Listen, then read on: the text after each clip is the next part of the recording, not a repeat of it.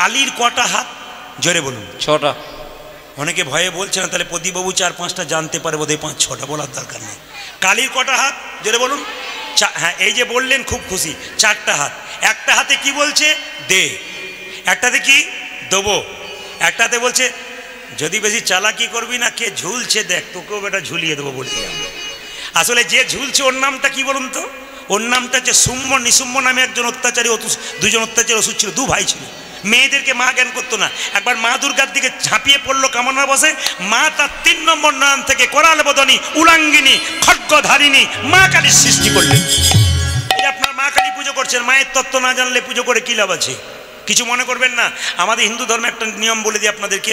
বাবা ধরুন ছেলেটাকে নিয়ে যাচ্ছে কালী পুজো দেখাতে, কালী ঠাকুর দেখাতে। এখন যদি ছেলেটা জিজ্ঞেস করে, বাবা লক্ষ্মীর 2টো হাত, তারপর আমার সরস্বতীর 2টো হাত, কালীর কেন 4টা হাত? বাবা কি বলবে?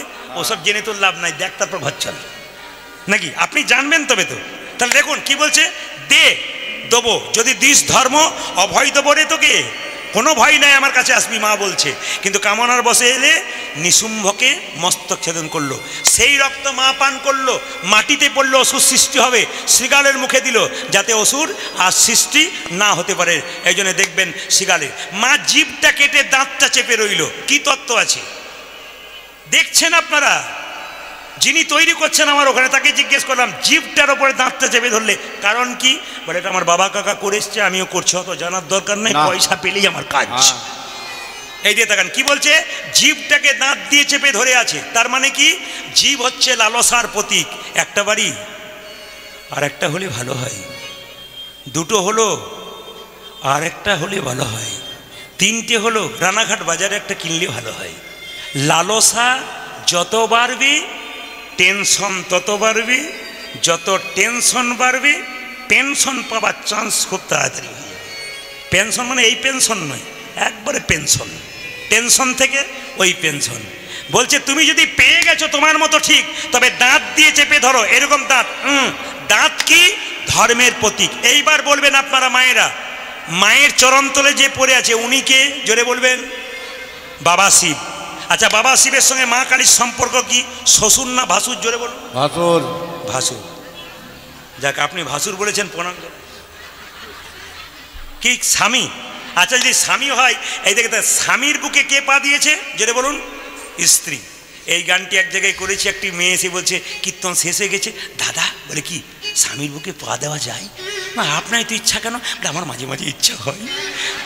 ইচ্ছা কেন হয়? কি জন্য ইচ্ছা হয়? বলছে আমার ইচ্ছা হয় মদ খেয়ে মাঝে মাঝে মাতলামি করে চিত হয়ে শুয়ে পড়ে, আমার মনে হয় দিয়ে দিই, কিন্তু দিতে পারি না। আপনার কীর্তন শুনে বুঝলাম যে দেওয়া যায়। বললাম এবার থেকে দেবেন, অসুবিধা নাই, কিন্তু তার আগে একবার চেক করে নেবেন। কেন? ভালো হার্টের ডাক্তার চেক করে দেখবেন পজিশন কেমন আছে, না দিলেই সকালবেলায় নিতাই গৌর হরিবোল হয়ে যাবে। ও মায়েরা, মায়ের কাপড় নেই কেন? যত জ্ঞানীজন এসছেন, শিক্ষিত এসছেন, সবাই শুনে নিন। সাধারণ মানুষ, মায়ের কাপড় নেই কেন? মা কেন উলঙ্গিনী? অন্য ধর্মের মানুষ তো বলতে পারে কেমন পুজো করছো তোমরা, মায়ের শরীরে কাপড় নাই, কি পুজো তোমাদের?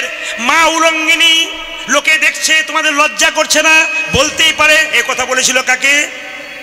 স্বামী বিবেকানন্দ আমেরিকা শিকাগো শহরে ধর্ম সম্মেলনে গিয়েছিলেন। দ্বিতীয়বার গিয়েছিলেন কে?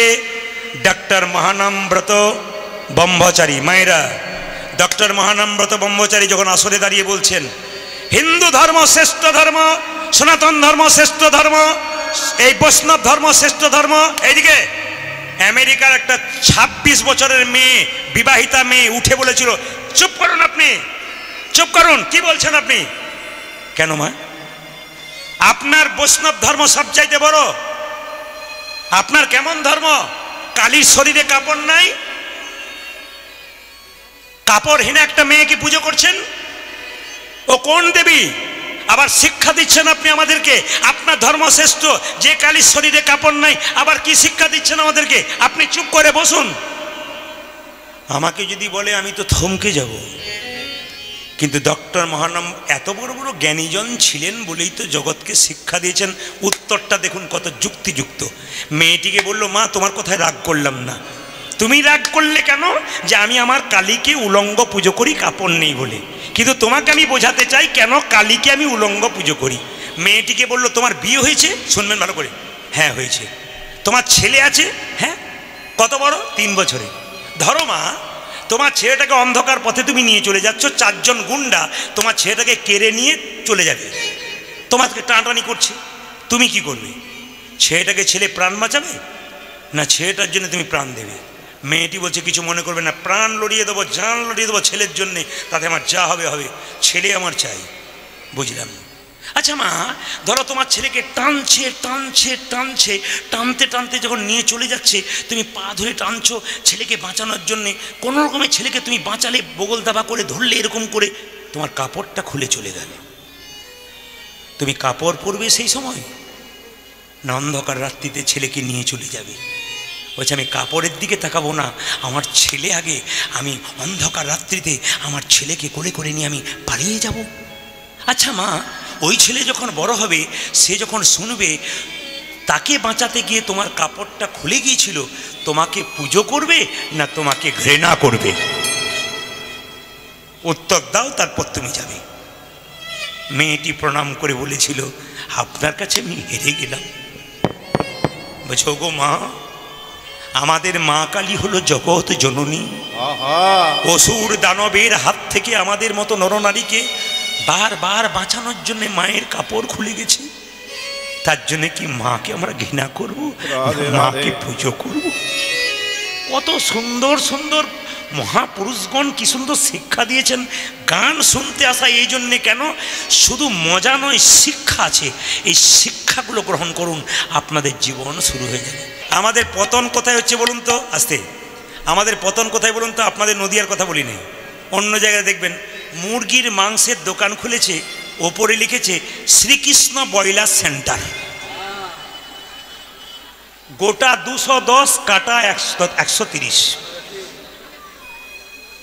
মানে আমরা কোন জায়গায় পৌঁছাচ্ছি? মাংসের দোকান খুলতে অসুবিধা নেই, শ্রীকৃষ্ণ ব্রয়লার সেন্টার। আবার দেখবেন অনেক জায়গায় জুতোর দোকান খোলা হয়, লেখা আছে চৈতন্য শু হাউস। ভেতরে জুতো ভরা আছে, প্যাকেটের ওপরে চৈতন্য নামটা লেখা আছে। ওই লোকটা চৈতন্যই হয় নাই যে চৈতন্য কার নাম। না না, হাসি নয়, এগুলো আমাদের লজ্জা। রাধাকৃষ্ণকে মন্দিরে খুব ভালোভাবে পুজো করছেন, এইদিকে তাকাবেন, পুজো করছেন খুব ভালোভাবে, আর ধূপকাঠির প্যাকেটে রাধাকৃষ্ণের ছবিটা রয়েছে, পুজো করবার পর প্যাকেটটা কোথায় ফেলছেন? নর্দমাতে ভাসছে। একদিকে আপনি পুজো করলেন, একদিকে অবমাননা করলেন। অপরাধ নেবেন না। আপনাদের রাস্তায় আসছিলাম, তখন দেখলাম কার্তিক পুজো হয়েছে, দিব্যি 2 দিন পুজো হলো, ঢাক বাজলো, ঢোল বাজলো, কার্তিক গাছের নিচে দিব্যি জলে গলছে, কুকুর বসে আছে, ছাগল বসে আছে কার্তিকের পাশে, আর যে মা কার্তিক পুজো করেছে সে আর ওর দিকে তাকিয়ে দেখলো না। কোথায় শিখেছে আমি জানি না, কোন শাস্ত্রে লেখা আছে দেবতাকে পুজো করলে, দেবীকে পুজো করলে বিসর্জন দিতে হয়। কিন্তু আজকাল তো বিসর্জন দেওয়া হয় না, আজকাল বিষ অর্জন করা হয়। কিছু মনে করবেন না, বিষ অর্জন কিছু মনে করবেন না। কেউ যদি মারা যায়, আমার মা মারা গেল, আমার মা মারা গেল, ধরুন আমার মা মারা গেছে, মারা তো গেছে 1.5 মাস আগে, তো যদি বলা হয় এই যে আমার মা মারা গেল, শ্মশানে যেতে হবে, 2-4 জন বন্ধু বলছে দিয়ে দে, একবারে কোনো অসুবিধা নেই, তোকে যাবার দরকার নেই, কমপ্লিট করে দিয়েছিল, কাজ করে দেবো। না না, এগুলো হাসি নয়, এগুলো লজ্জা। অন্য ধর্মের, মুসলিম ধর্মের যদি কেউ মারা যায়, কবরস্থানে যখন যায়, তখন দেখবেন আপনারা তাকিয়ে তাকিয়ে, যার আত্মীয় নয় সেও পেছন পেছন যায়, পবিত্রভাবে মাটি দিয়ে খাবার আশা করে না যে তার বাড়িতে কিছু খাবো, অন্ন খাবো, জল খাবো, তারও আশা করে না, মাটি দেয় পবিত্রভাবে। শুধু ওদের কথা বললাম না, প্রত্যেকটি ধর্মের ক্ষেত্রে যত নোংরামি সব আমরা ঢোকাচ্ছি। এত মানুষ ভিড় করেছেন, বহু বয়স্ক বাবারা কষ্ট করে এসছেন, বহু বোনেরা, বহু দিদিরা, বহু দাদারা দাঁড়িয়ে আছেন কষ্ট করে। আপনাদের কাছে নিবেদন রইল, কৃষ্ণ পুজো করছেন, সব পুজো করবেন, কালী পুজো করবেন, কিন্তু নিবেদন রইল বাড়ির বৃদ্ধ বাবা, বৃদ্ধা মাকে আগে পুজো করুন। কালীকে পুষ্পাঞ্জলি দিচ্ছেন, কালী পুজোতে আনন্দ করছেন। নিজের মা বাবা যদি খাবার জন্য কেঁদে কেঁদে বেড়ায়, পুজো করে কোনো লাভ নেই। মা যেন বলতে চাইছে, মাটির প্রতিমা পুজিস রে তুই, আগে ঘরের জীবন্ত বাবা মাকে পুজো কর। আপনাদের কাছে নিবেদন রইল, মায়ের কথা যখন বললাম, আপনারা সবাই শুনে নেবেন, পৃথিবীতে মায়ের মতো আপন কেউ হয় না। মা কোনো হিসাব জানে না। ছেলে দুটো রুটি খেতে পারে, তবু জোর করে 4টা দেয়। ছেলে বলে, মা আমি দুটো খেতে পারি, তুমি 4টে কেন দাও? ছেলেকে মা তখন কি বলে, খা, শরীর হবে না যে বাবা, তুই খা। এরই নাম হলো মা। মা অঙ্ক জানে না। ছেলে স্কুলে যায়, 20 টাকা দরকার, মা 50 টাকা পকেটে ভরে দেয়। ছেলে জিজ্ঞেস করে, 50 টাকা দিচ্ছ কেন? 20 টাকা দিলে হতো। রাস্তাতে কোনো দরকার হতে পারে না, বাবা 50 টাকা রাখ। মা রান্না করে বাড়ির ছেলেদেরকে খাইয়ে দেয়, সবাই আনন্দে চলে যায়। মা খুব মিথ্যে কথা বলে, কেন বলুন তো? খেয়ে সবাই চলে যায়, মা খেতে পায় না। কেউ যদি জিজ্ঞেস করে, মা তুমি খেয়েছো? তখন মা বলে, তোর চিন্তা নেই, আমি খেয়ে নিয়েছি, তোর কোনো অসুবিধা নেই, এইটাকে আমার পেট ভরে গেছে, কোনো অসুবিধা নেই। এত বড় মানুষটাকে সম্মান দিতে না পারলে কীর্তন শুনে কি লাভ আছে? বাবাকে সম্মান দিতে পারলেন না, মাকে সম্মান দিতে পারলেন না, কীর্তন করে কোনো লাভ নেই, কীর্তন শুনে কোনো লাভ নেই। বারবার নিবেদন রাখবো আপনাদের কাছে, একটা মায়ের পেটে একটা বাচ্চার 10 মাস 10 দিন জায়গা হয়, সেই ছেলে রানাঘাটে গিয়ে একটা ফ্ল্যাট কেনে, কিন্তু সবার জায়গা হয়, মা বাবার জায়গা হয় না। মেয়েরা দেখবেন বিয়ের পরে যদি বাবা মা মারা যায়, তাহলে দেখবেন আর বাপের বাড়ি যায় না। জিজ্ঞেস করা হয়, দিদি যাবে না? বলে, কার কাছে যাব? যার কাছে যেতাম সে তো বেঁচে নেই, আমি যাব কি করে? এরই নাম হলো বাবা মা। তাই প্রত্যেকটি ছেলের কাছে আমার নিবেদন রইল, কমিটির ছেলে বলুন, অন্য ছেলে বলুন, শ্রোতা বলুন, সবার কাছে নিবেদন রইল আমার, বাবা মাকে আগে ভালোবাসতে শিখুন, আপনার কীর্তন শোনা সার্থক হবে, নইলে কীর্তন শোনা বেকার হয়ে যাবে। মা বাবাকে ভালোবাসতে শিখুন। এই দিকে তাকাবেন, মায়ের মতো আপন কেউ হয় না। একজন মা রাস্তায় দাঁড়িয়ে আছে, কিন্তু তার ছেলে বাজারে যাচ্ছে, স্ত্রী বলছে, শুনছো, কাপড় এনে দিও। ছেলে বলছে, বাবা মোবাইল এনে দিও। মেয়ে বলছে, বাবা আমাকে একটা হাত ঘড়ি এনে দিও। মা কিন্তু দরজায় দাঁড়িয়ে দাঁড়িয়ে বলছে, খোকা সাবধানে যাবি, আর সময় মতো খাবারটা খেয়ে নিবি। এত বড় মঙ্গলময় কথা পৃথিবীতে মা ছাড়া কি বলতে পারে? কীর্তন শুনছেন আপনারা, কীর্তন শুনলেন আপনারা, আমি অনেক জিনিস বাকি রেখে দিয়ে চলে গেলাম আজকে। কেন বলুন তো? আবার যদি কোনোদিন প্রভু কৃপা করে আবার আপনাদের সামনে আসবো, আপনাদের বৃহৎভাবে দিয়ে দেওয়ার চেষ্টা করব। বাবা মাকে সম্মান দিন, জীবন সুন্দর হবে। জোরে বলুন রাধা রানী কি, জোরে বলবেন রাধে রাধে, রাধে রাধে। বৈষ্ণবকে সম্মান দিন, বৈষ্ণবী মাকে সম্মান দিন। রাস্তা দিয়ে হিন্দু ধর্মের কোনো বৈষ্ণব, কোনো ভক্ত পেরিয়ে গেলে সম্মান দিন, দেখবেন আশীর্বাদ পাবেন। বৈষ্ণবের আশীর্বাদে কি না হয় আপনাদের প্রমাণ আমি দিয়ে দেব। যদি প্রকৃত বৈষ্ণব রাস্তা দিয়ে পেরিয়ে যাচ্ছে, আপনার বাচ্চাকে নিয়ে যাচ্ছেন, আপনি সঙ্গে সঙ্গে বাচ্চাকে প্রণাম করাবেন। কেন বলুন তো? বৈষ্ণবের হাতটা যখন আপনার ছেলের মাথায় পড়বে, কৃপা কিন্তু হবে। একটা করে শুনে নেবেন আপনারা। যিনি ইস্কন মন্দিরে আছেন, শিল প্রভুপাদ, জোরে বলুন হ্যাঁ না না, মূর্তি আছে কি না বাবা? আচ্ছা আচ্ছা, এই দিকে তাকান। সেই শিল প্রভুপাদ ছিল কলকাতার ছেলে, এইটুকু বাচ্চা ছেলে, তার বাবা চাকরি করতো। কি দরকার ছিল বাবা চাকরি করে ছেলেকে কৃষ্ণ ভক্ত করা? শিখে নিন আপনারা। 10টায় অফিসে যেত, 9টা পর্যন্ত দরজায় বসে থাকতো। কোনো বৈষ্ণব পেরিয়ে গেলেই বলতো, একবার আসুন, একবার আসুন। কি হয়েছে বলবেন তো? না না, আমার জন্য ডাকিনি, খোকা এদিকে এদিকে, পেন নাম কর, পেন নাম কর। বাবা বলতো ছেলেকে, বৈষ্ণবকে প্রণাম কর। বৈষ্ণবকে প্রণাম করতো আর বলতো, বাবা আমার ছেলের মাথায় হাত দিয়ে বলে দিন যেন আমার ছেলের রাধারানীর কৃপা হয়। কি দরকার ছিল?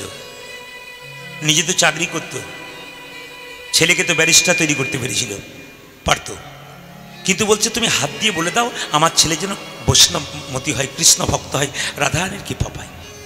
আমি আপনাদের বারবার বলবো, আপনাদের বাচ্চাদেরকে রবিবার দিন, ছুটির দিনে পার্কে নয়, মন্দিরে নিয়ে যান। আপনি যাবেন, আপনার বাচ্চাকে নিয়ে যাবেন, আপনি প্রণাম করবেন, বাচ্চাটা আপনার পেছন পেছন প্রণাম করবে। আপনি শিখিয়ে দেবেন ইনি ভগবান কৃষ্ণ, ইনি জগতের মালিক। ওনার সম্বন্ধে বসে বসে ওখানে 5 মিনিট আলোচনা করবেন, বাচ্চাটাকে শেখাবেন, খুব সহজ ভাষায় শেখাবেন। আমার বক্তব্য হচ্ছে এটাই। যে যেখানে বসে আছেন, এপিজে আব্দুল কালাম তিনি বলে গেছেন, নাই আমাদের পাচ্ছে, কিন্তু বলে গেছেন সুন্দর কথা, একটা মা হলো 100টা স্কুলের সমান, একটা বাবা হলো 100টা শিক্ষকের সমান। যখনই তুমি মা হয়ে গেলে তোমার মাথায় একটা বিরাট চাপ পড়ে গেল, কেন?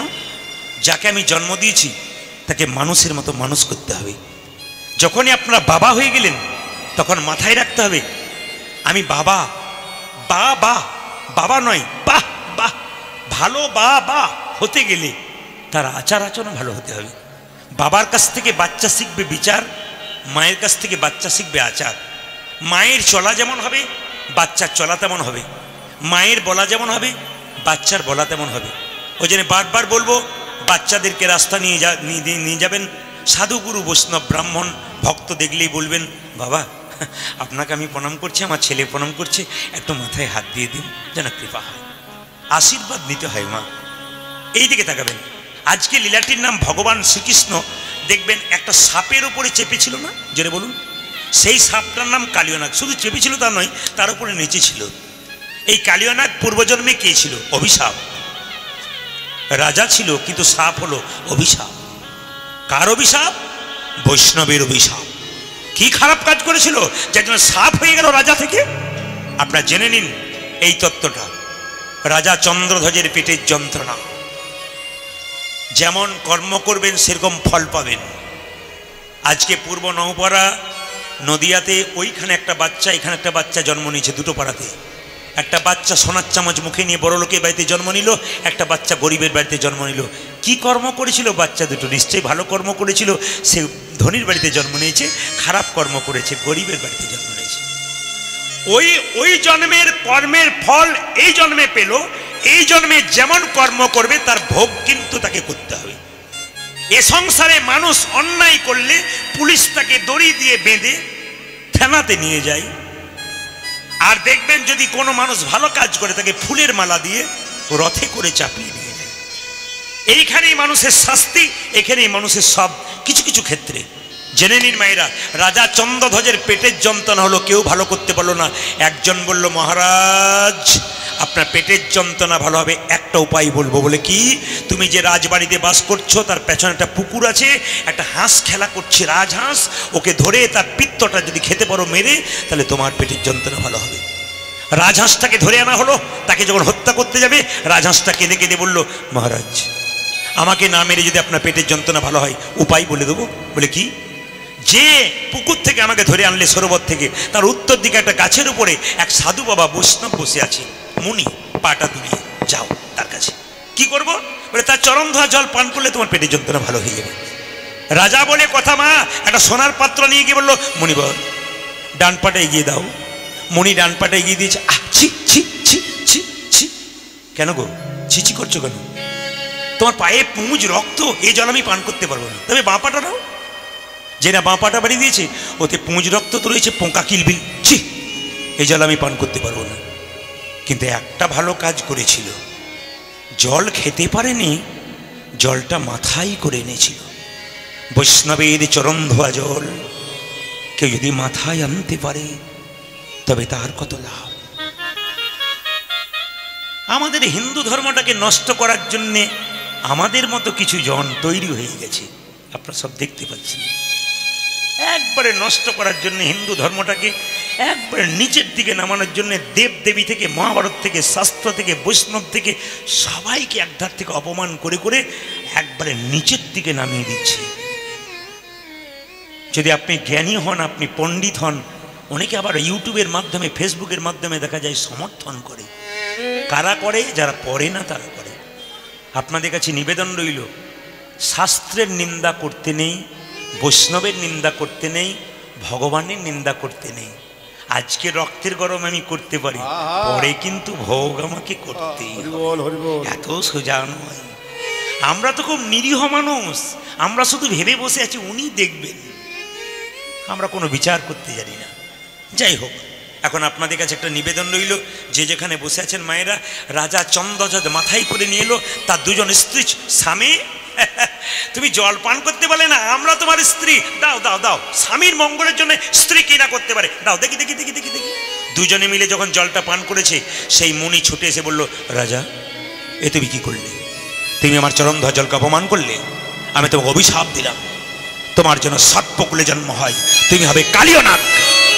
রাজা চন্দ্রধ্বজ কেঁদে কেঁদে বলল, হে মুনিবর, হে মুনিবর, অভিশাপে যদি দিলে আমি সাপে কুলে জন্ম নেব, সাপে কুলে জন্ম নেব, তবে আশীর্বাদ দাও যেন ভগবানের চরণ আমি মাথায় পেতে পারি, আমি মাথায় পেতে পারি। বৈষ্ণব বলল, ঠিক আছে, চরণ ধোয়া জল তুমি এনেছো, খাওনি, অভিশাপ দিলাম সাপকুলে জন্ম হবে, আশীর্বাদ দিলাম তোমার মাথার উপরে একদিন ভগবান শ্রীকৃষ্ণের নাচ হবে। গঙ্গা থেকে জল আনবেন, ওই জল কিছুদিন দেখবেন ঘোরালো, আহা কিরকম থাকবে মা, ঘোলা ঘোলা ভাব থাকবে, কিন্তু সেই জলটা যখন আবার দেখবেন পরিষ্কার হয়ে যাবে, 2-4 দিন রাখলে পরম বৈষ্ণবের চরণ ধোয়া জল দেখবেন, আপনারা মাথায় রাখবেন, চরণ ধোয়া জল 2-4 দিন বাড়িতে রাখবেন, ঘোলা লাগবে, তারপর পরিষ্কার হয়ে যাবে। বৈষ্ণবের চরণ ধোয়া জল বাড়ির চারিদিকে ছড়িয়ে দিতে হয়, কারো মাথা চঞ্চল হয়ে দিতে হয়, ভক্তি ভরে দিতে হবে, বিশ্বাসের উপরে দিতে হবে।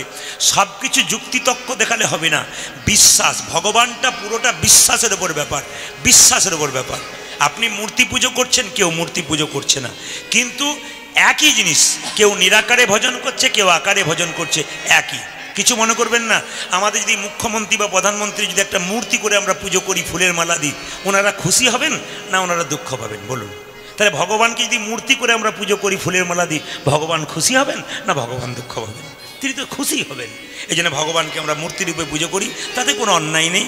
আপনাদের কাছে নিবেদন রইল, রাজা চন্দ্রধ্বজ কালীয় নাগ সাপরূপে কালিদহ হ্রদে বৃন্দাবনে বাস করে, কিন্তু মা কি করে জানেন, যে হ্রদে বাস করে এমন বিষ ঢালতে শুরু করেছে, চারিদিকে বিষের বাতাসে ওই পথ দিয়ে কেউ পেরিয়ে গেলে ছটপট ছটপট করতে করতে মরে যায়।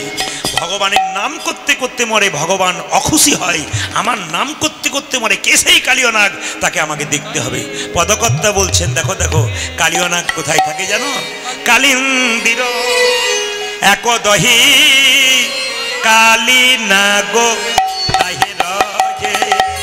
ভক্তমণ্ডলী, ভক্ত বাবারা এদিকে তাকাবেন, মায়েরা, বৈষ্ণবের আশীর্বাদে তিনি ভগবানের চরণ পাবেন, বৈষ্ণবের অভিশাপে তিনি সাপ হয়ে গেলেন। আপনাদের কাছে নিবেদন রইল, যে যেখানে বসে আছেন, বৈষ্ণব সবাই নয়। কারা বৈষ্ণব? ত্রেনাদপি শুনি চেন তরিব সহিষ্ণুনা অমানেন মান দেন কীর্তনীয় সদাহরি। ভালো করে শুনবেন। ত্রিনাদপি মানে কি? বৈষ্ণবের আচার কেমন হবে? ঘাসের উপরে পা দেবেন, ঘাস মাথা নিচু করবে, পাটা সরাবেন, ঘাস আবার মাথা উঁচু করবে। বৈষ্ণবকে হাজার কথা বলবেন, বৈষ্ণব ওই যে মাথা নিচু করবে আর ওঠাবে না, ইনি হচ্ছেন বৈষ্ণব। তরিব সহিষ্ণু না, একটা গাছকে কাটবেন, গাছটা যতক্ষণ না মাটিতে পড়ছে আপনাকে ফল দেবে, ছায়া দেবে, ঠিক সেরকম একটা বৈষ্ণবকে যতই আঘাত দেবেন, খারাপ কথা বলবেন, উনি আপনাদের নাম দিয়েই যাবে। অমানেন মান দেন, আমরা যাকে মানি না বৈষ্ণব তাকে মানি। পূর্ব নওপাড়ার বটতলার এই পথ দিয়ে একটা কুষ্ঠব্যাধি ব্যাধি লোক রাস্তায় পড়ে আছে, আপনি চলে যাচ্ছেন নাকে কাপড় চাপা দিয়ে, কিন্তু যিনি পরম বৈষ্ণব তিনি কোলে কোল দিয়ে বলবে, কোনো ডাক্তার তো রোগ সারাতে পারে নাই, আমার সঙ্গে কোলে কোল দিয়ে একবার হরিবোল বল, তোর দেহরোগ তো দূর হবে, তার সঙ্গে তোর ভব রোগ পর্যন্ত দূর হয়ে যাবে। ইনি হচ্ছেন বৈষ্ণব। এই দিকে তাকাবেন।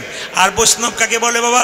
তিলক, তুলসী মালা, শিখা ও কৌপিন, বহির্ভাসে হরিনাম, মুখে নিশিদিন, ইনি হচ্ছেন বৈষ্ণব। মায়েরা, গাছ ফল দেয় নিজের জন্যে নয়, জগতের জন্যে। বৈষ্ণব নাম দেয় নিজের জন্যে নয়, জগতের জন্যে। নদী জল দেয় নিজের জন্যে নয়, জগতের জন্যে।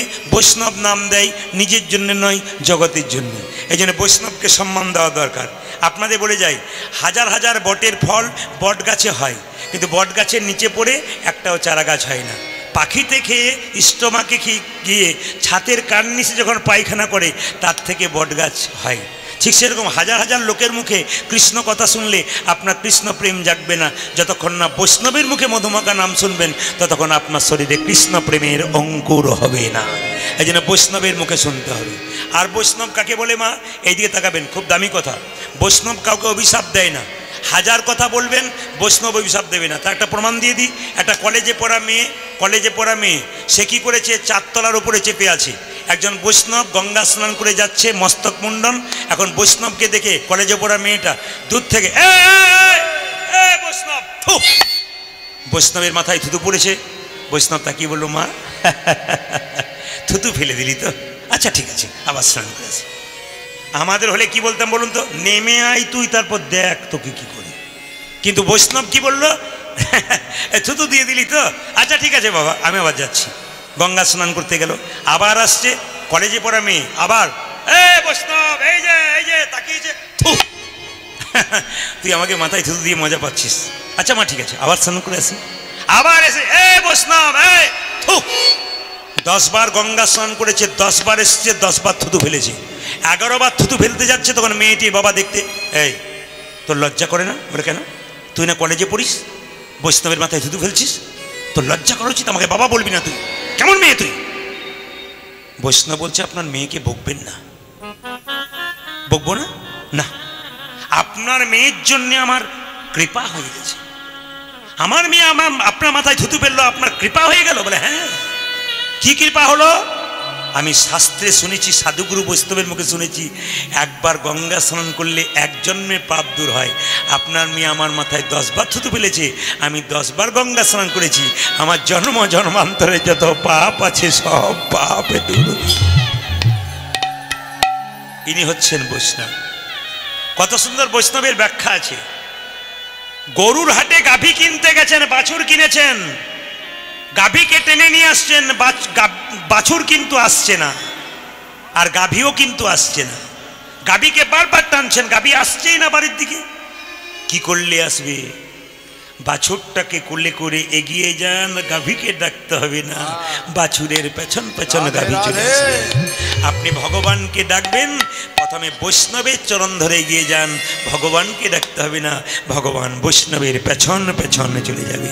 শাস্ত্রে বলে দিয়েছে, বৈষ্ণবের বস কৃষ্ণ, সর্বশাস্ত্রে কয় এই সব জানি রহ বৈষ্ণবের আশ্রয়।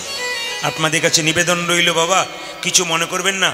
প্রতিটি জেলাতে জেলাতে, রাজ্যে রাজ্যে কলেজে পড়া ছেলেরা মেয়েরা সামনে এসে বসে, কীর্তন শোনে, ভক্ত হয়ে যায়। আমি আপনাদের একটা ছোট্ট প্রমাণ দিয়ে যাই, তারপর লীলার মধ্যে চলে যাব। আস্তে আস্তে এদিকে তাকাবেন। একটা জায়গাতে একটি মেয়ে আধুনিকা হয়ে কাটা পোশাক পরে সামনে কীর্তন শুনতো প্রতিটি আসরে, কিন্তু আমি দেখার পর থেকে খুব বিরক্ত হতাম। উনি শেষে প্রণাম করতেন, নমস্কার করতেন, চলে যেতেন। ওনার স্বামী দূরে দাঁড়িয়ে থাকতেন, মোটরসাইকেলে যেতেন, স্কুলের শিক্ষক স্বামী, কিন্তু স্ত্রী কীর্তন শুনতে আসতো কাটা পোশাক পরে, একবার আধুনিকা হয়ে। কিন্তু ওনার কীর্তন শোনাটা ভালো, হাত তুলতো, সব করতো, কিন্তু ওই কাটা পোশাক কেমন যেন সবার সামনে বেমানান লাগছে আর কি। 3-4 বছর পরে দেখছি ওই মেয়েটি তিলক মালা নিয়ে, এত সুন্দর চেহারা, ওই মেয়েটি তিলক মালা নিয়ে হরিনামের নামাবলী নিয়ে কীর্তনের আসরে বসে আছে। বাসায় যখন দেখা করতে গেলাম, জিজ্ঞেস করলাম পরিবর্তন হলো কি করে? দাদা আমার সন্তানটার জন্য। বলে কেন? জন্ম নেবার পর মাছ দিতে গেলে থু করে ফেলে দেয়, হরিনামের খোল বাজলে এরকম করে নাচে, বৈষ্ণব দেখলে জয় নিতাই জয় নিতাই বলে, মাংস দিতে যায় খায় না, ডিম দিতে যায় খায় না। আমি যে মা, আমার 25 বছর বয়স, আমার ছেলেটার এই 3-4 বছর বয়স, কিছুই খেতে চায় না, বলে মা আমাকে তিলক করে দাও। আমার তখন মনে হয়, ছেলে যদি আমার কৃষ্ণ ভক্ত হয়, আমার ওই সাজের কি দরকার আছে? আমাকে জিজ্ঞেস করে আমি কি করে এরকম হয়ে গেলাম, আমি কি করে এরকম হয়ে গেলাম। তখন তাকে আমি বলি, তুমি যে ওই পোশাকটা নয়, ভেতরটাকে ভালো করে দিয়েছো। কীর্তন যদি কোনো মা ভক্তি ভরে শুনতে পারে, সন্তান যে তার ভালো হয়। বাবা যদি ভালো হয়, সন্তান ভালো হবে না কেন? মা যদি ভালো হয়, সন্তান ভালো হবে না কেন? অনুকূল ঠাকুর নিজের মুখে বলেছেন, মা হচ্ছে মাটি, বাবা হচ্ছে বীজ, এই দুটো ভালো হলে সন্তান তো ভালো হবে। আপনার ছেলে যদি কৃষ্ণ ভক্ত হয়, আপনি গর্ব করে বলতে পারবেন, আমার ছেলে মস্তান নয়, চোর নয়, ডাকাত নয়, আমি কৃষ্ণ ভক্তের মা। আজকে বিদেশের মাটিতে, বিদেশ থেকে কটা চামড়ার মেয়েরা, ছেলেরা তিলক মালা, এত সুন্দর চেহারা তাদের, তারা নবদ্বীপের মাটিতে ধুতি পাঞ্জের উপরে কীর্তন করছে, আর আমরা তাদের দিকে ঠাট্টা করছি। আমরা কোন জায়গায় পৌঁছাচ্ছি? জীবনটা কত সুন্দর হবে দেখবেন। টিভি সিরিয়াল দেখে জীবন সুন্দর হয় না, জীবন নষ্ট হয়। আপনি দেখবেন একটা ছেলে 3টে মেয়েকে বিয়ে করছে, 3টে মেয়ে একটা ছেলেকে বিয়ে করছে, এই তো লড়াই চলছে খালি। আপনি এইটা শিখছেন, ভালো শিখছেন কি? কি শিখছেন আপনি? বাচ্চাকে কি শেখাচ্ছেন? সমাজ তৈরি করবেন কি করে? হিন্দু সনাতন ধর্মের মানুষ বলবেন কি করে? ধর্মটাকে বাঁচাবেন কি করে? প্রত্যেকটি মা বাবার কাছে, প্রত্যেকটি কমিটির কাছে প্রদীপ পালের নিবেদন রইল, কীর্তন শুনুন, হরিভক্ত হয়ে যান, কৃষ্ণ ভক্ত হয়ে যান। মায়েরা যখনই কালিয়ানাগের বিষের জ্বালায় ওই পথ দিয়ে কোনো পশু পাখি পেরিয়ে যায়, তারা কেঁদে কেঁদে বলে মৃত্যুর আগে, প্রভু গাছের ফল খেলাম, নদীর জল খেলাম, আর তোমার নাম করলাম, এত কষ্ট, আমাদের এত কষ্ট কেন? তাহার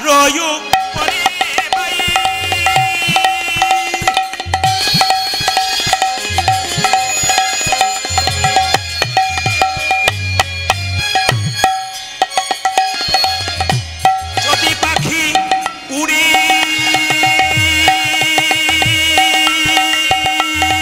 যাই, আরে তাহার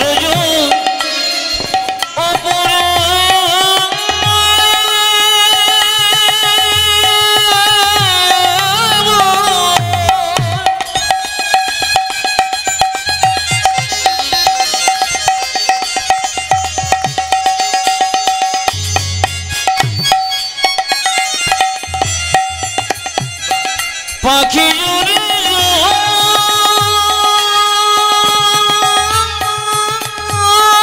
আরে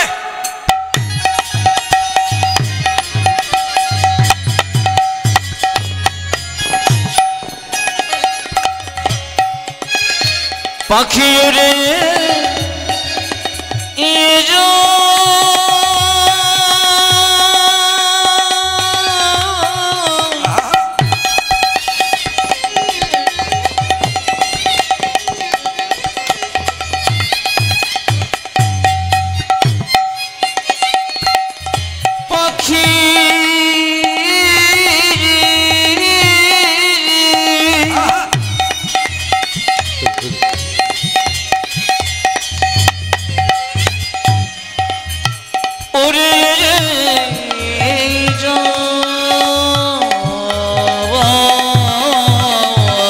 তাহার পারে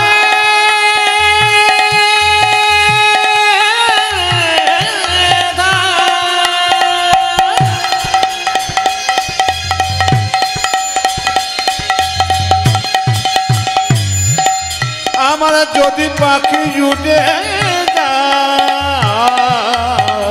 বিষের জ্বালাই, বিষের জ্বালাই তেজয়ে প্রাণ দেয়, বিষের জলাই, বিষ জলাই তেজয় কোন অপরাধ করি নাই প্রভু, আমি কোন অপরাধ করি নাই প্রভু, কোন অপরাধ করি নাই প্রভু, কোন অপরাধ করি নাই প্রভু, বিষের জ্বালাই প্রাণ হারালাম, কোন অপরাধ করি নাই প্রভু, বুঝাছি বৃষ্টির জানায় পানহারা, কোন অপরাধ করি নাই তুই আমি বৃষ্টির জানায় পানহারা, তুই আমি বৃষ্টির জানায় পানহারা, তুই আমি কোন অপরাধ করি নাই প্রভু, বিষের জ্বালায়, বিষ জ্বালায় তেজয়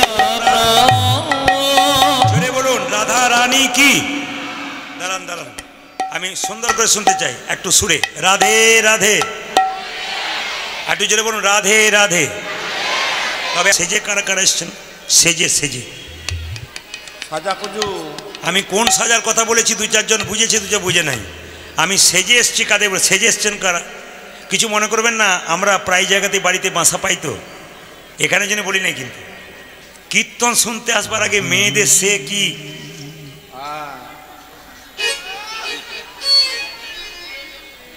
আমি ওই সাজার কথা বলি না।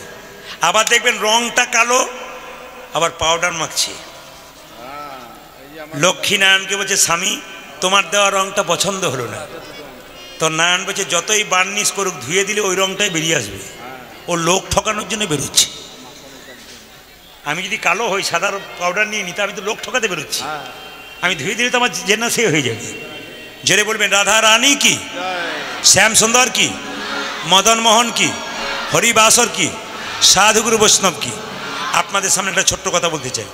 ভগবান শ্রীকৃষ্ণ কালিয়ানাগকে দমন করতে যাবে, আসতে মায়ের একবার জোরে বলুন রাধে রাধে।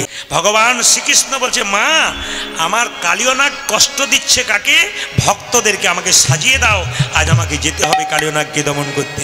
আমায় সাজাইয়ে দাও, সাজাইয়ে দাও, আমায় সাজাইয়ে দাও, সাজাইয়ে দাও, আমায় সাজাইয়ে দাও, সাজাইয়ে দাও, সাজাইয়ে দাও, সাজাইয়ে দাও, আমায় সাজাইয়ে দাও, সাজাইয়ে দাও, আমার উঠে যাবার সময় হলো, সাজাইয়ে দাও, সাজাইয়ে দাও, আমার গুছিয়ে যাওয়ার সময় হলো, সাজাইয়ে দাও, সাজাইয়ে দাও, সিদামে সুদামে দাঁড়াইয়ে আছে, সাজাইয়ে দাও, সাজাইয়ে দাও, উজাল সিদাম সুদাম দাঁড়ায়ে যাচ্ছে, সাজাইয়ে দাও, সাজাইয়ে দাও, আমার সিদামে সুদামে দাঁড়াইয়ে আছে, সাজাইয়ে দাও, সাজাইয়ে দাও, সিদাম সুদাম দাঁড়ায়ে আছে, সাজাইয়ে দাও, সাজাইয়ে দাও, আমার আরে যে ধরে না মা, সাজাইয়ে দাও, সাজাইয়ে দাও, মায়া মরে হরে যে ধৈর্য ধরে না, আমার আরে যে ধরে সাজাইয়ে দাও,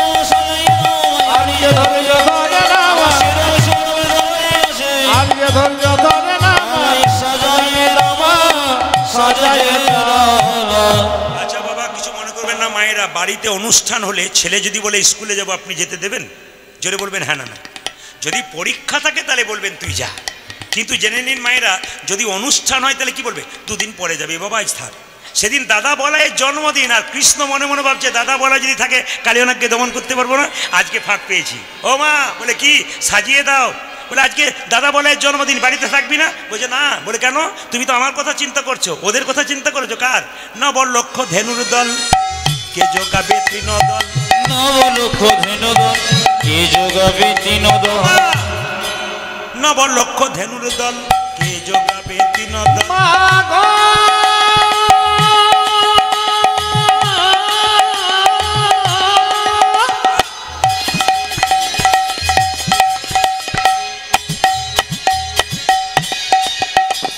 সানি দানি দাপা দাপা মা পামা গা মা গা রে গা রে সাতা, নবলক্ষ ধেনুদল, কে যোগাবে তৃণদল, গৃহ মাঝে গৃহ মাঝে গৃহ মাঝে রহিতে না পারি, মদ গৃহ মাঝে রহিতে না পারি, গৃহ মাঝে রহিতে না পারি, মদ গৃহ মাঝে রহিতে না পারি, আমি ঘরে রইতে পারি না, আমি ঘরে রইতে পারি না, ঘরে রইতে পারি উনি না, আমি ঘরে রইতে পারি না মা, ভক্ত যদি আমায় ডাকে ঘরে রইতে পারি না, মাগ ভক্ত যদি আমাকে ঘরে রইতে পারি না, ভক্ত যদি আমায় ডাকে ঘরে রইতে পারি না, ভক্ত যদি আমায় ডাকে ঘরে রইতে পারি না, মা গৃহ মাঝে গৃহ মাঝে গৃহ মাঝে রহিতে না পারি। মাগ গৃহ মাঝে রহিতে না পারি, কোথায় যাবি বাবা? মাগই আমি চড়াবো বাছুর, ও মা গো জমি, মাগো জমি, চরাবো বাছুর, এ মা গই আমি, মাগো আমি চড়াবো বাছুর, ও যো মা মা গোয়ামি মা গোয়ামি দৌড়াবো বাচুরি, পড়াইয়া দেহ ধরা মন্ত্র পড়ি বাঁধি চূড়া, মাগো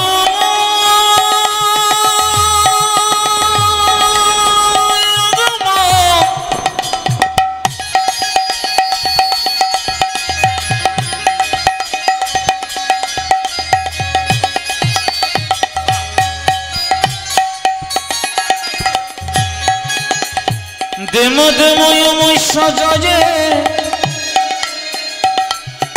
দেমো